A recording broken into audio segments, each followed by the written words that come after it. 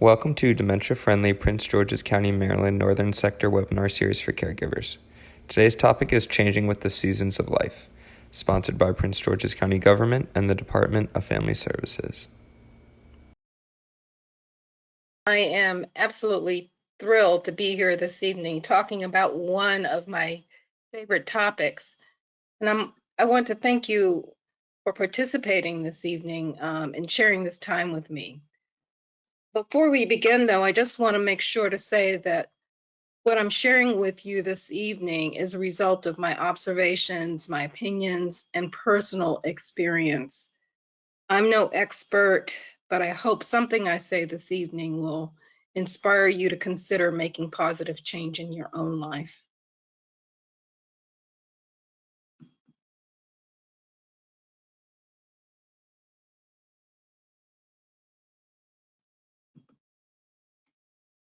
So this is a short introduction. I'm not going to read it to you. I am a native Washingtonian, and I have a long history in property management and facilities management in senior housing.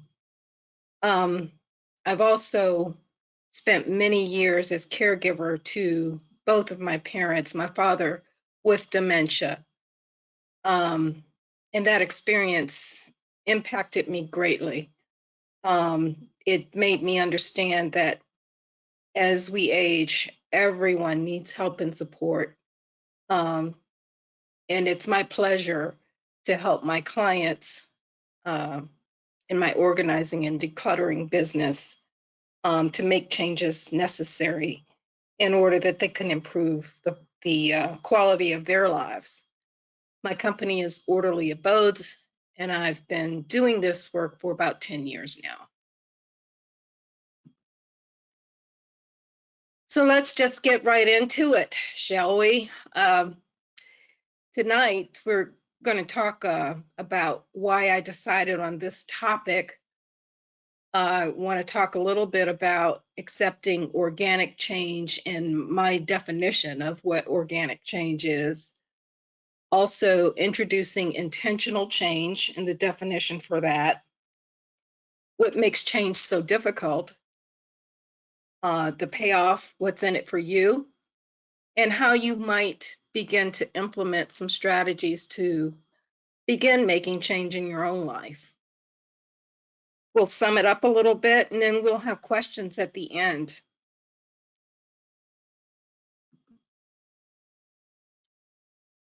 So basically, the reason why I thought that this was a topic that everyone should explore, and I was absolutely fascinated by it because working with seniors at home provided me with a unique opportunity to observe behaviors, attitudes, and choices people make during the process of aging. And as I'm working with clients, some of them do very well, but some of them fail miserably at conquering clutter. And it is an inability or unwillingness to change that causes them to fail most times.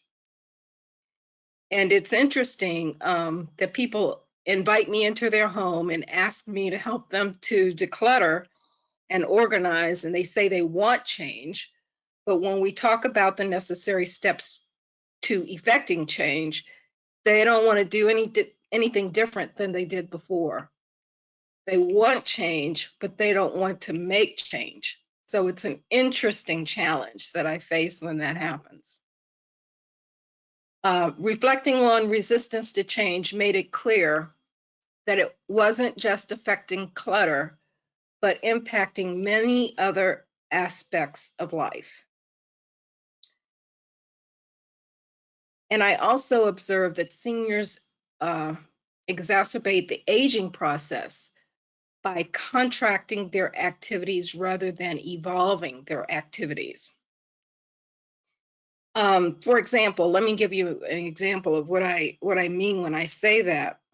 When some of us get older, we begin to have trouble driving at night. So we stop going out at night, even though we may really want to go to an event. And that means our lives get smaller, they contract. Instead, we could learn how to use a smartphone, get Uber or Lyft, or organize a carpool and compensate the driver. If money is a problem, ask for rides instead of things for birthdays and holidays. And as an organizer, I always recommend that people ask for consumable gifts or gifts of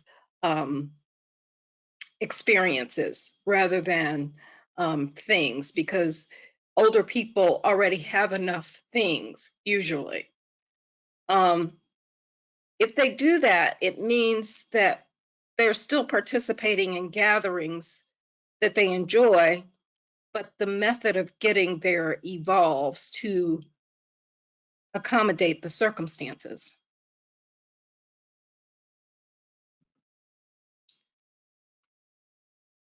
Accepting organic change. So I'm defining organic change as change that occurs naturally as a process of life. We have no control over organic change. Change is going to happen. Struggling with change is an option, though. And I put the serenity prayer here because this prayer stayed on my parents' bedroom wall for as long as I can remember. God grant me the serenity to accept the things I cannot change, courage to change the things I can, and wisdom to know the difference. And I particularly love that last part, wisdom to know the difference between the things I can change and the things that I cannot change.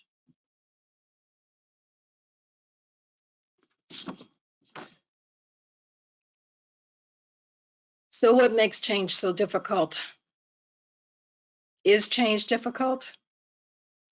I think it can be difficult, and I think a lot of people agree with me that it can be difficult, and particularly unexpected change. Also, the world is changing faster than most of us can keep up. When you're not ready, change can be a hassle, interrupt your flow, and be a huge inconvenience. It can also make you angry and are unable to cope with everyday life demands.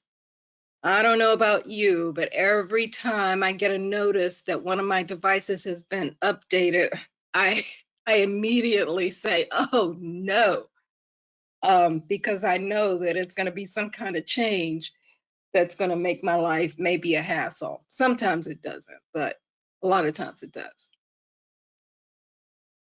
So, also making change difficult is our resistance to change, um, denial that change is occurring or has occurred.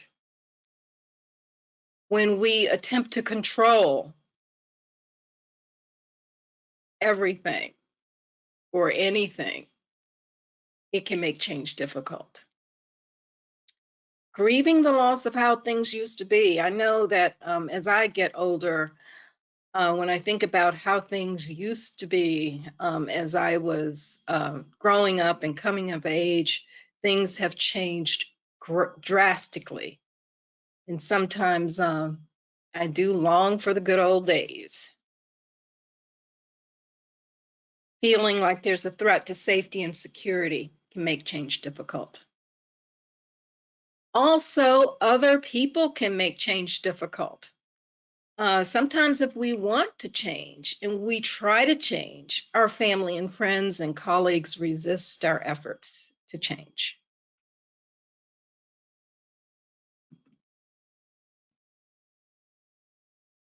So let's get real for a minute about making change in our life. Denial that things are different, that things are changing, is absolutely the worst possible response to change. Being honest with yourself about circumstances can help you to face your fears, can help you clarify your options. You can be specific when asking for help, and you can participate in outcomes when you get real with yourself about things that are changing. Understanding exactly what the circumstances are and admitting those to yourself helps you to find solutions and resolutions to any problems that come up. Also, handling the change can help you to reduce worry and anxiety because you're probably implementing solutions in order to deal with those changes.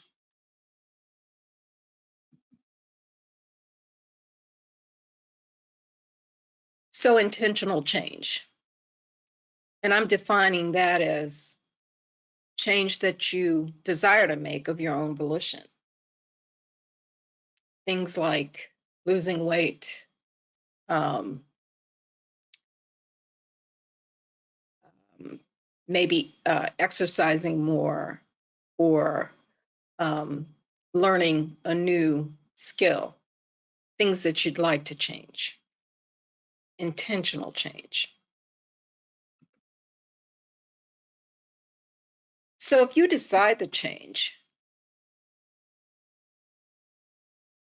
what's in it for you? So when you make a choice to implement change of your own volition, you may be stretching your change muscles. And this is something that I just find in my own experience, that if I stay flexible and stay real with myself and what's going on in my life and the changes that are happening that need to be addressed, and then I implement changes on my own, it helps me to maintain flexibility when uh, involuntary change comes, when something comes up that's unexpected.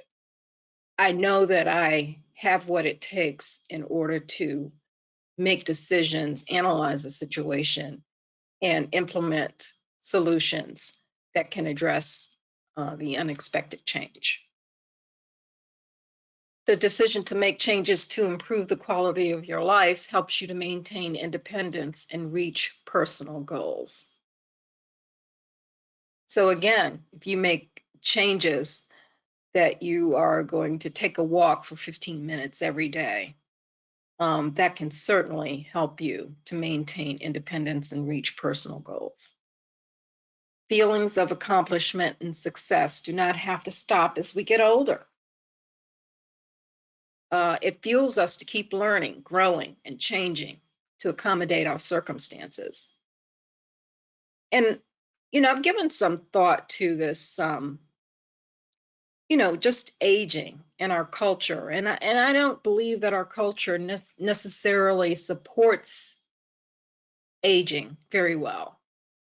Um, a lot of us are left on our own to figure things out, and most assuredly we all are going to need help or need help as we get older. It's just the way it is. Um but I've thought a lot about how when we begin life, there's a natural progression of life that happens for us. One change feeds into another. You go to school, you go to elementary school, you go to middle school, you go to high school, you go on to college, you graduate, you start your career, you get a job, maybe you get married, maybe you have kids. Um, there are all kinds of things that have this natural progression, which indicate the kinds of changes that have to happen. But when we get older and we retire or stop doing the job that we've always done, suddenly we are uh, faced with, um, maybe for the first time in our life, the opportunity to be self directed in terms of our time and in terms of making choices about where we're going to change. And a lot of times I feel like some of the folks that I work with, just once they stop working in their careers and they find themselves with an empty nest, retired and a lot of time on their hands, that they just kind of stop growing and learning. But that doesn't have to be the case. And a lot of times, that progression may indicate that, we spend more time at the doctor's office, that we spend more time in a caregiving role. But that doesn't mean that we have to stop learning and growing and changing so that we don't shrink our lives, but that we expand our lives. Making intentional change can expand our life rather than constrict functionality that so often plagues older adults. So fun, don't discount fun. Life does not have to always be a grind.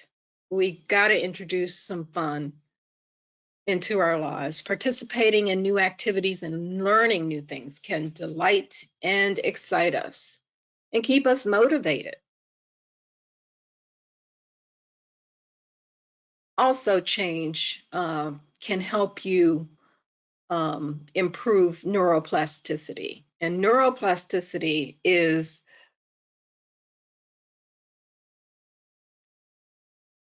doing new things may improve brain function. So if you aren't always on autopilot and your brain has to function in new ways in order to learn new things, it could improve overall brain function. So let's talk a little bit about how to start accepting change and introducing intentional change. So, I get it. Um, for me, change can be scary. You don't know what's on the other side of change a lot of the time. The not knowing for us control people is a problem. So, change can be scary. However, we have to do things in a courageous way. Courage is not an absence of fear.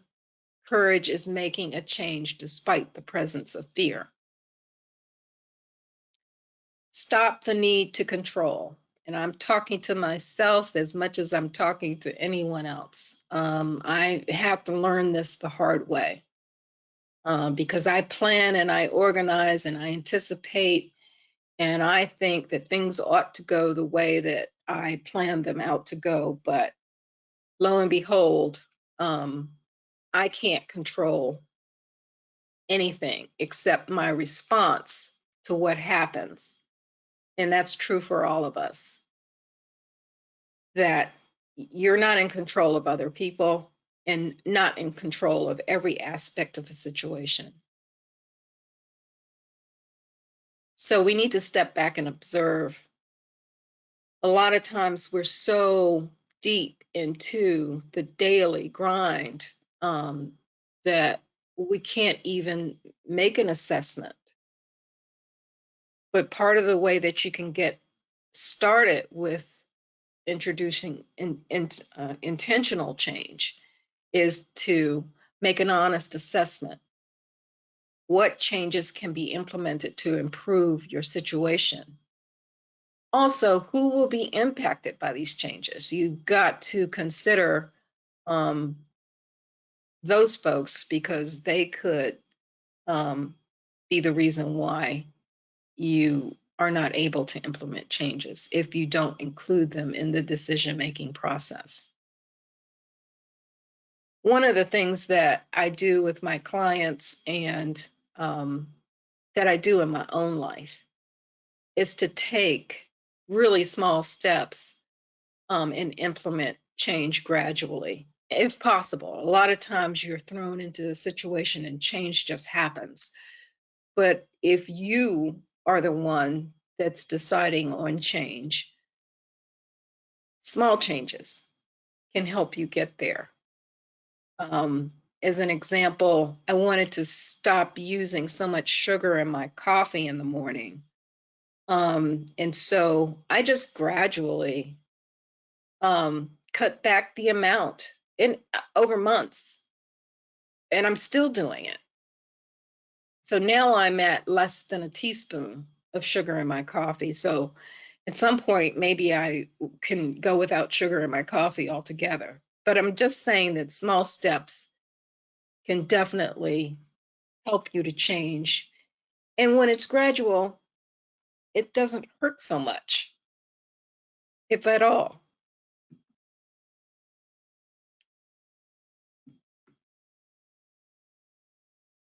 So just to summarize what I've talked about here, and this is a really quick presentation, but I did want to go over some things with you in the resource section. But expect change because it's guaranteed. It's going to happen. Whether you initiate it or not, change will happen. Be honest with yourself. Denial is a recipe for disaster. I know from experience. Make intentional change despite your fear. Understand your ability to grow, learn, and recreate yourself. It can happen at any age. And no change can be navigated without focus, time, attention, and action. So change is going to happen, and you can participate or not, and you can initiate change or not. But in order to navigate change, you've got to spend some time focusing on it. It needs your attention, and a whole lot of information isn't going to help you without action. So you have to have all of the things lined up in order to initiate change. Also, celebrate your success when you have successfully made a change, and even a tiny little change, even as much as when I get up in the morning, I'm going to do 5 minutes of stretches. So when you do that every day, celebrate the fact that you were able to do that. And it's going to go a long way to help you to expand on that success. And if you try things and they don't work, that's okay. It's a learning experience.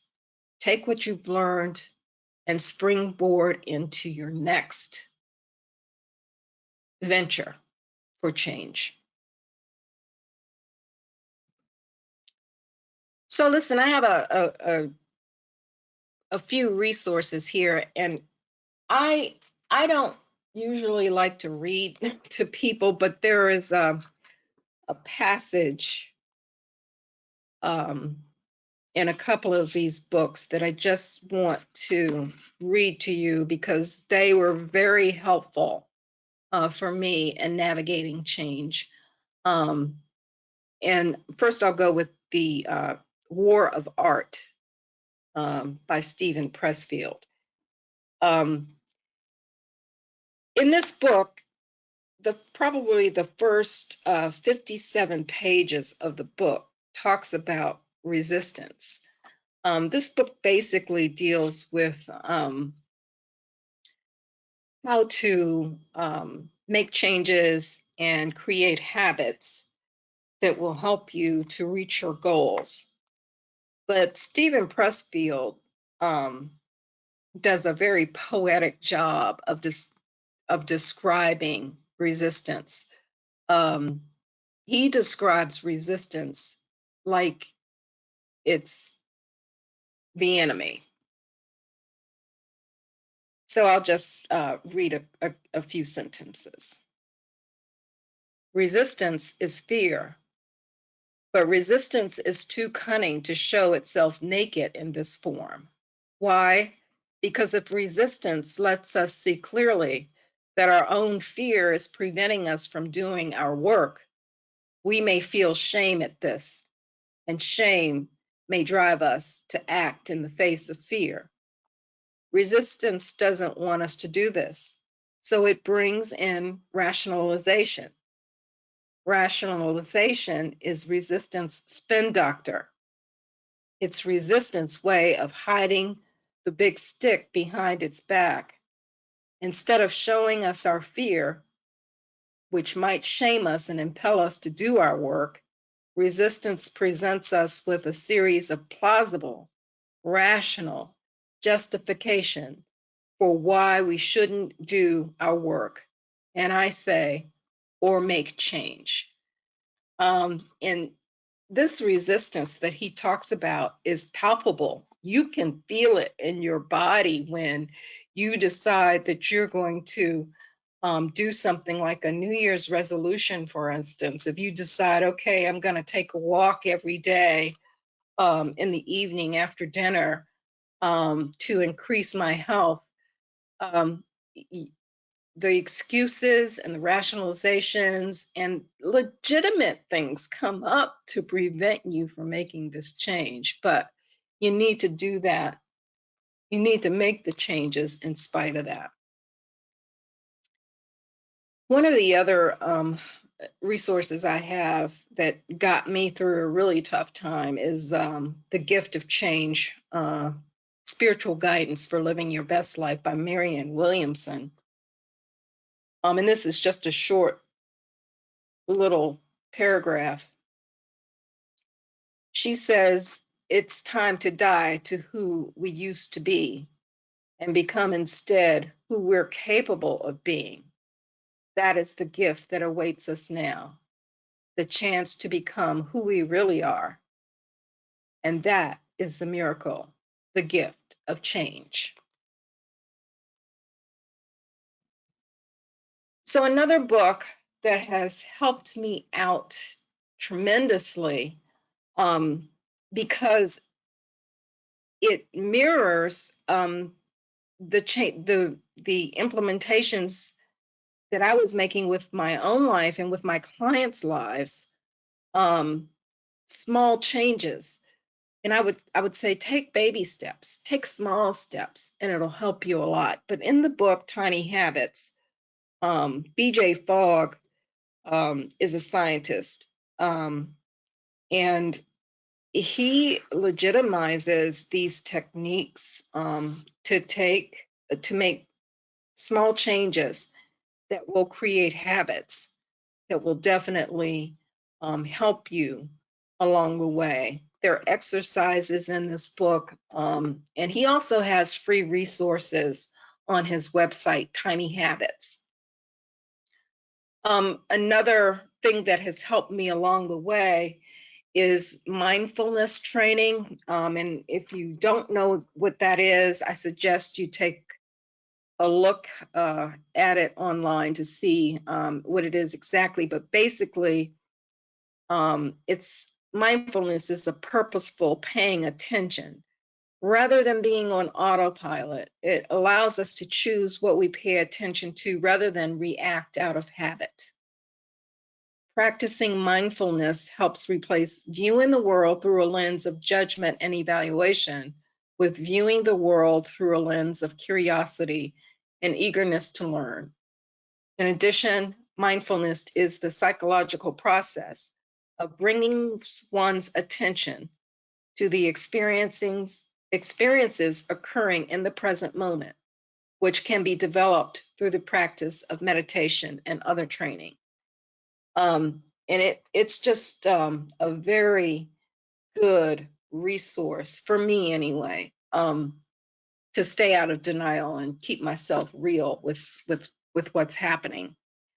Also, Ageless Grace is a great program. I used to be a certified instructor for Ageless Grace. It can be chair exercise that's done in a chair, but it doesn't have to be. And this is also a good program that can work with people who have dementia. It's music, and it's inviting people to make movements that is associated with the music. For instance, you might play Take Me Out to the Ball Game and then mimic while you're in a chair things associated with baseball. So it's good in terms of getting the body moving, and it's just very easy to do and fun. A lot of fun.